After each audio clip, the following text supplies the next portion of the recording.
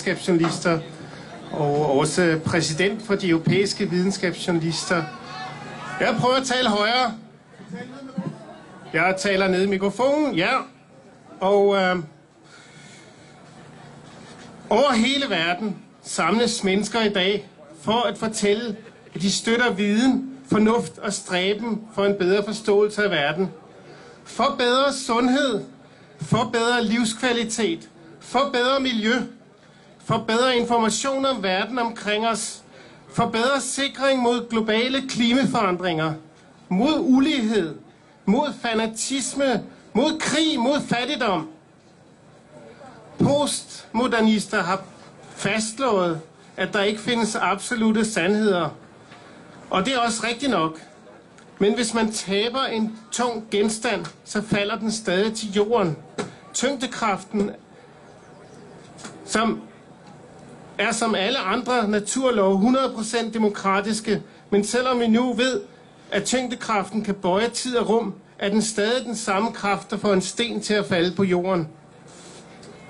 Med viden kan vi få dybere indsigt, men det betyder ikke, at vi kan se bort fra den grundlæggende viden, vi allerede har.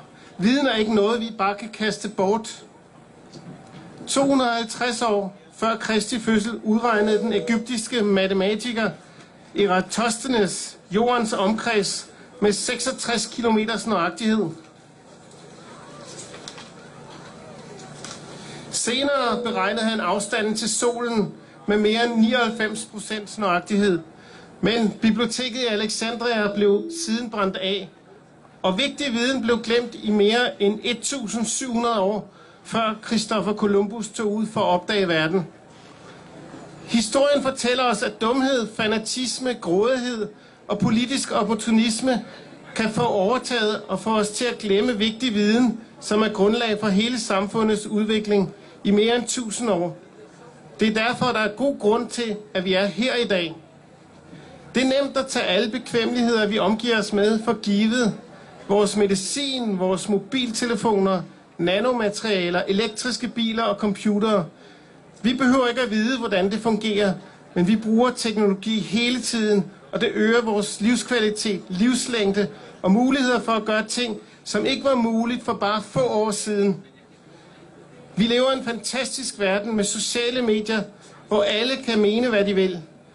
Men når politikere og interessenter bevidst manipulerer med viden i det offentlige rum, kan det være svært at orientere sig om, hvad der er rigtigt og forkert. Når eksperter siger, at vi skal vaccinere vores børn, hvem siger, de har ret? Og hvem siger, det er så slemt, at de fleste danske svin er inficeret med antibiotikaresistente stafylokokker?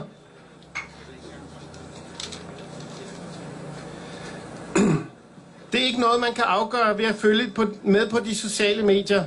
Men hvem skal så fortælle os, hvad der er op og ned, rigtigt eller forkert? Jo, vi har Public Service, Danmarks Radio, TV2. Men gør de noget for at informere os? Har de en autoritet som sandhedens vogtere, der informerer os om videnskabens nyeste landvindinger? Hvad der er rigtigt? Halve sandheder eller bevidst misinformation? Nej, det er ikke det, de føler, de er sat i verden til. Det, de laver, er underholdning, kultur, nyheder om politik, vind og vejr. Ikke som i Sverige, hvor videnskabsradioen fortæller 3x5 minutters morgennyheder om videnskab. I den danske medieaftale fra 2015 står videnskab kun nævnt én enkelt gang, mens kultur er nævnt flere gange, end der er sider i hele medieaftalen. Medieaftalen er lige nu ved at blive genforhandlet, men hvorfor erkender man ikke, at det er viden, kongeriget Danmark skal leve af? Hvorfor er det Kulturministeriet, der udpeger medlemmer til Danmarks Radios bestyrelse? Hvorfor kan Forskningsministeriet ikke så godt som få et enkelt medlem i bestyrelsen? Det vil ikke koste noget at lave den ændring.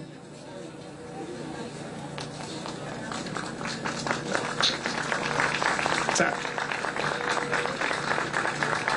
Jeg siger bare, at når myndighederne totalt har tabt kontrollen med HPV-vaccine i Danmark, så er det ikke vaccinens skyld.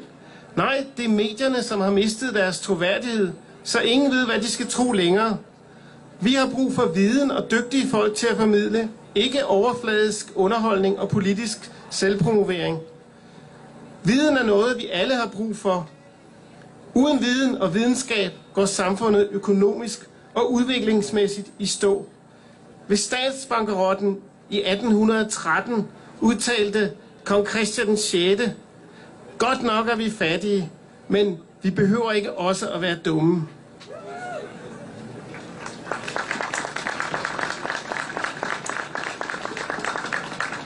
Herefter indførte han uddannelsespligten i Danmark, der satte en udvikling i gang, som gjorde 1800-tallets guldalder muligt. Ellers kunne vi sagtens være endt som et meget fattigt og tilbagestående land i Europa. Når politikerne skærer ned på uddannelse og forskning, så sparer de ikke nogen penge. Viden er den eneste bæredygtige ressource, man kan investere i. Derfor har vi grund til at demonstrere i dag. Tak.